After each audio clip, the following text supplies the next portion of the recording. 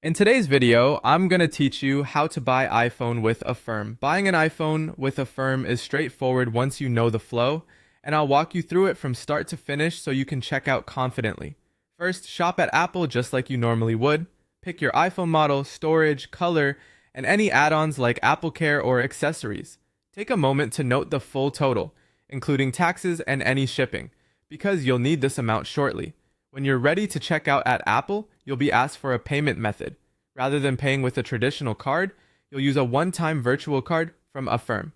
To get that, download the Affirm app or sign in at affirm.com. If it's your first time, be ready to verify your information so Affirm can show you available options.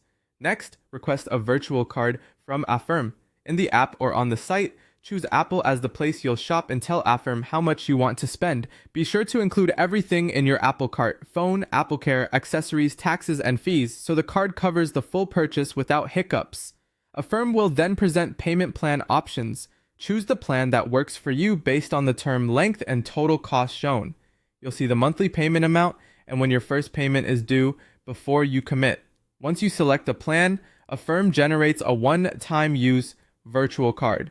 Copy the card number, expiration date, and security code from Affirm, head back to Apple checkout, and paste those details just like you would with any credit or debit card. Make sure your billing name and address match what you have in Affirm to avoid declines. Also, use the card promptly. Virtual cards can expire if you wait too long. After your order is placed, making payments is simple. Open the Affirm app or sign in at affirm.com to see your schedule. You can set up autopay so payments are made automatically, or make manual payments anytime before the due date.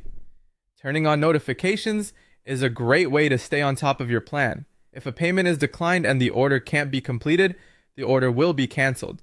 In that case, review your details, request a new virtual card from Affirm if needed, and place a fresh order when you're ready.